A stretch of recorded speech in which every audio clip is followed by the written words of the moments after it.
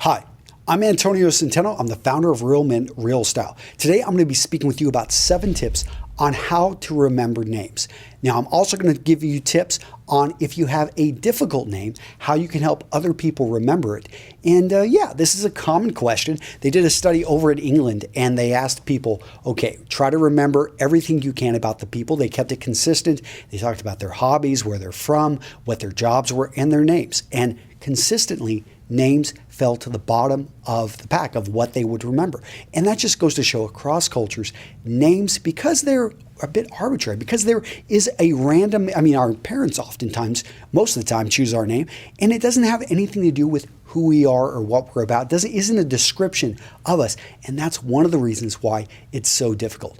Guys, before I get into this though, I'm going to ask you to subscribe to my YouTube channel. That way these videos come right to you, and I don't want you to miss any ghost videos. In addition, if you find these useful, please leave a comment, please like the video, and if you want more, go check out Real Men, Real Style. I've got the free ebook, The 7 Deadly Sins of Style. In addition, thousands of good, solid content, articles, podcasts, all types of great stuff. Go check it out. Okay, so tip number 1.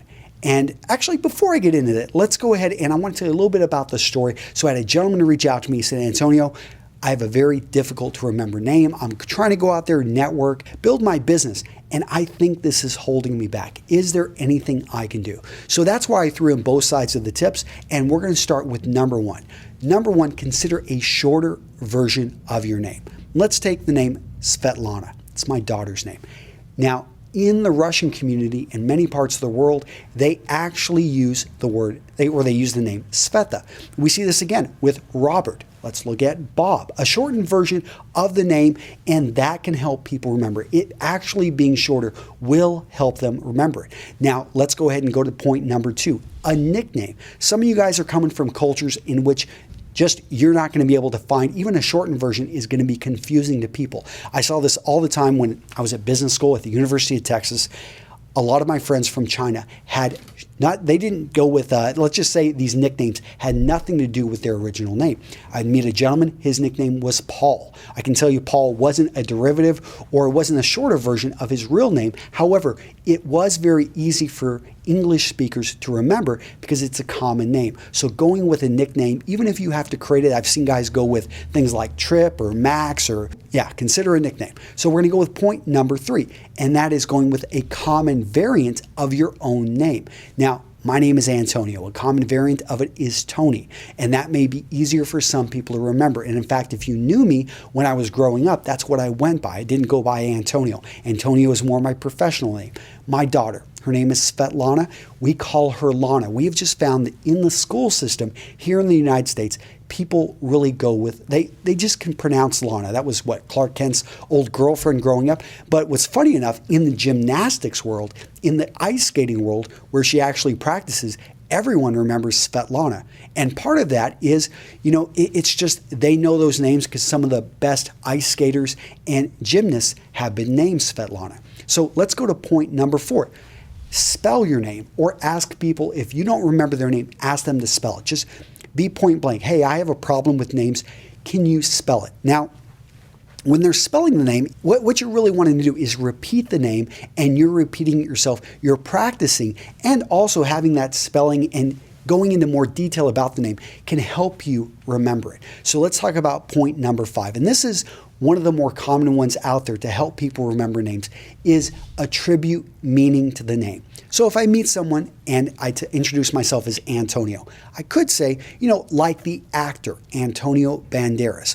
Or I have a friend, his last name is Melnick. Now, that's a difficult last name for many people to remember, but why it sticks in my memory is that I was told that it actually is similar to Miller, and that it means someone that used to mill grain. And for some reason, that association just stuck with me. So it's funny how we remember those associations, we remember those stories, and try to either do that if you're having difficulty remembering names, you create the association, or you can even promote the association when you meet someone. If your name is Vlad, I don't know if you'd want this association, but you could say, hey, just like Vlad the Impaler, there you go. So point number 6 is say it. So when you meet someone or you introduce yourself, say your name or say back the name a couple times. Now, you want it to be natural. You don't want it to come off as odd, but by actually saying the name, you're practicing the muscle memory and you are more likely to remember it. Point number 7, tip number 7, gentlemen, is give out a card. So not necessarily a business card. You can have a calling card, but have a card that you can give to people. Oftentimes, they'll give you a card back, and guess what? You now have a reference to their name. Many times, I've been speaking with someone, and I've had to cheat and look at the card to remember their name, and it's a great fallback. Now, what's a calling card? A calling card is a professional card that the man can carry, in a sense, to let people have a way to be able to contact them, to reach out.